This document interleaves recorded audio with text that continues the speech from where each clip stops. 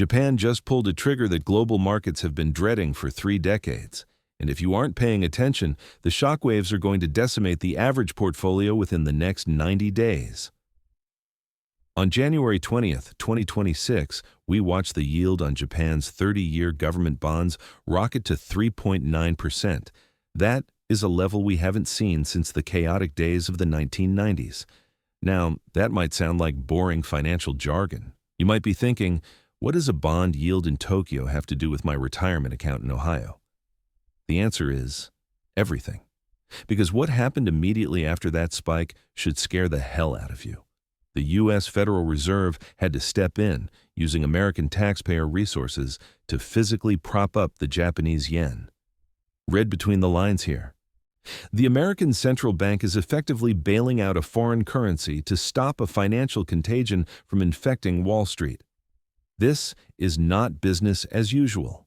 This isn't a friendly handshake between nations. This is emergency triage. It's the financial equivalent of calling in the National Guard because the dam is about to burst. If you think this is just some isolated issue for currency traders, you are about to get a very expensive wake-up call.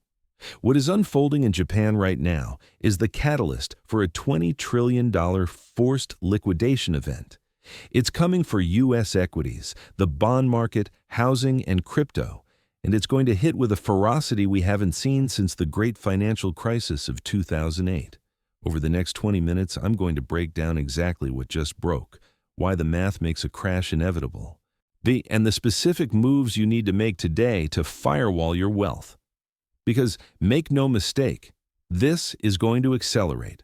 The math doesn't lie.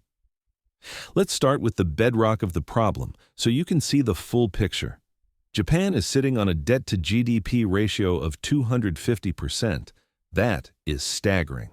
Japan owes 2.5 times more than its entire economy produces in a year. Here is the pivot point. In December 2025, the Bank of Japan finally raised interest rates to 0.75%.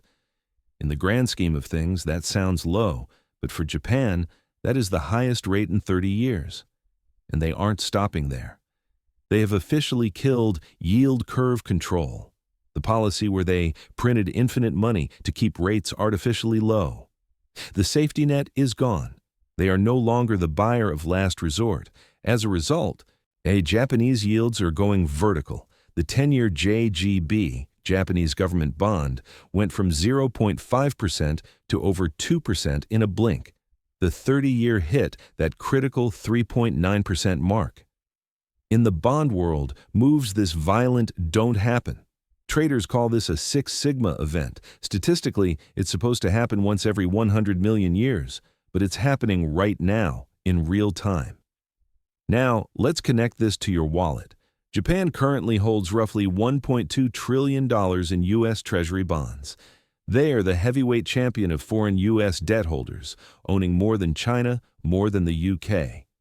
For the last 30 years, Japanese institutions, pension funds, banks, insurers have been gorging on U.S. debt. Why? Because it was the easiest money ever made. It was the perfect trade. Here's the mechanic. You borrow yen in Japan for free, literally 0% interest. You swap that yen for dollars. You buy U.S. treasuries paying 4% or 5%. You pocket the difference. It was risk-free profit backed by the U.S. government. Wall Street calls this the carry trade, and it has been the engine of global liquidity for decades. But the engine just seized up. Why? Because Japanese debt isn't yielding 0% anymore. It's yielding 2%, 3%, almost 4%. So, here is the million-dollar question. If you are a Japanese fund manager, why would you take on currency risk, convert your money to dollars, and buy U.S. debt at 4.8% when you can stay home, buy your own government's bonds at nearly 4% and take zero currency risk? You wouldn't. The incentive is dead. The carry trade is over. And that means the selling begins. We are looking at a potential $1 trillion sell-off of U.S. treasuries as this money flows back to Tokyo. Now, you might say, the U.S. is a $28 trillion economy. We can handle $1 trillion of selling. You would be dead wrong. Because it's not just the Japanese doing this, it's the speculators.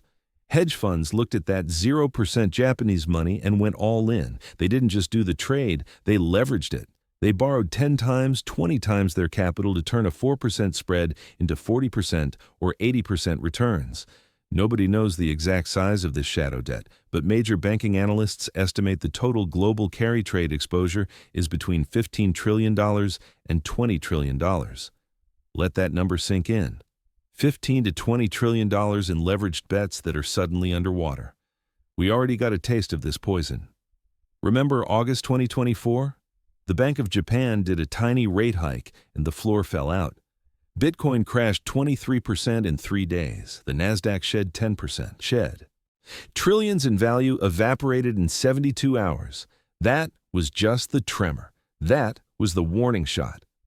What's coming now is the main event earthquake because rates are higher and the unwind is mandatory.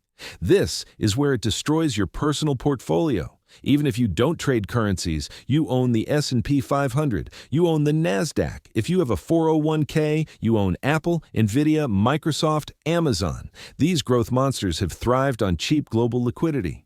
But when hedge funds get margin called on their yen trades, they don't sell what they want to sell. They sell what they can sell. They sell their winners. They dump U.S. tech stocks. They liquidate crypto. They sell gold futures.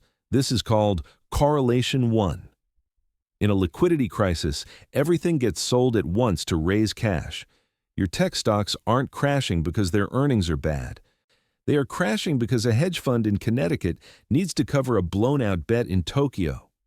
Real estate is next in the firing line. Mortgage rates are glued to the 10-year Treasury yield. If Japanese selling spikes our yields from 4.8% to 6%, mortgage rates will tear past 8% or 9%.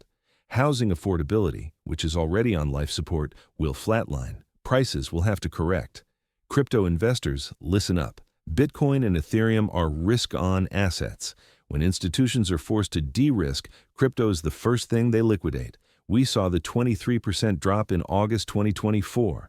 Expect that again, but likely deeper. And here is the scariest metric currently flashing red. Bank of America reports that 50% of major institutional money managers have zero downside protection right now. No puts, no hedges. They are all in, long only, completely naked to a correction. Everyone is crowded on one side of the ship. When the panic starts, the ship capsizes. And Japan isn't the only problem. Europe holds $3 trillion in U.S. debt. They are facing a war economy. They need to ramp up defense spending to 3% or 4% of GDP. Where does that cash come from? They have to sell assets. They have to sell U.S. treasuries. We are facing a wall of selling from both the East and the West. And the response from our leadership, Treasury Secretary Scott Bessent, speaking at Davos, basically said, "I hope Japan says some nice words to calm everyone down. Not action, not policy, just hope." When the U.S. Treasury Secretary is relying on calming words from Tokyo, you know the situation is critical. They are out of ammo. Here's the concept you need to understand to survive this. Correlation breakdown. Traditional financial advice says, put 60% in stocks and 40% in bonds. Why? Because when stocks crash, bonds usually go up. It's a seesaw. But when the crisis is about government debt itself, that seesaw breaks. Both ends go down. Stocks crash because of liquidity. Bonds crash because nobody wants to buy debt at current rates. We saw this in the UK during the Liz Truss meltdown. Bonds and stocks fell off a cliff together. Ken Griffin of Citadel, one of the smartest guys in the room, just warned us about this. He said bonds have lost their superpower. They don't hedge your portfolio anymore. Your safe 60-40 portfolio is actually 100% risk. You aren't diversified. You are just a sitting duck. So, what is the play? How do you defend yourself when the old rules don't apply? Here's the battle plan for the next 90 days. Step 1. Audit your exposure. Look at your accounts. If you are sitting in a traditional mix of stocks and bonds with no hard assets, you are vulnerable. You need to know exactly what you own. Step 2. Watch the kill zones. Keep your eyes on two numbers. First, the U.S. 10-year yield. If it breaks 4.75%, the dam is leaking. Second, the dollar/yen pair. If it falls below 140, the carry trade unwind is accelerating. That is your signal that the selling is intensifying. Step 3. Get defensive. This isn't the time to try and be a hero. It's time to survive. Rotate into sectors that people need, not just want. Energy. Companies like Exxon and Chevron. The world runs on oil and gas regardless of interest rates. They have cash flow and pricing power, materials and metals. This is key. Gold, GLD, and silver, SLV. Gold is at all-time highs because it smells fear in the bond market. It is the ultimate hedge against currency debasement. Fortress Tech, stick to the kings. Microsoft, Apple, Google. They have mountains of cash. They will survive. But dump the speculative, unprofitable tech stocks. Those are going to zero in a high-rate environment. Consumer staples, Walmart, P&G. Boring is beautiful during a crash. What to avoid? Stay away from regional banks. They are sitting on massive bond losses. Avoid consumer discretionary. Nobody buys luxury handbags when their portfolio is down 40%. Step 4. The hard asset hedge. This is crucial. You need 10% to 20% of your net worth in things that cannot be printed. Physical gold, physical silver, and yes, our Bitcoin, if you can handle the swings. These are assets with no counterparty risk. If the bond market breaks, these are your life raft. Step 5. Don't get trapped in cash. A lot of people think, I'll just go to cash. Wrong. If this system breaks, the Fed will print trillions to fix it. Inflation will roar back.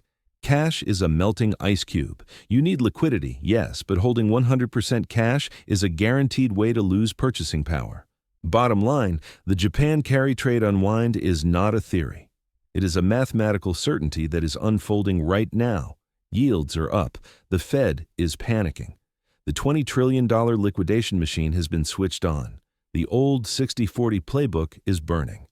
The next 3 to 6 months are going to separate the prepared from the devastated. This isn't fear-mongering. It is arithmetic. The math of the last 30 years has expired. Japanese money is going home, and the leverage is blowing up. The only variable left is you.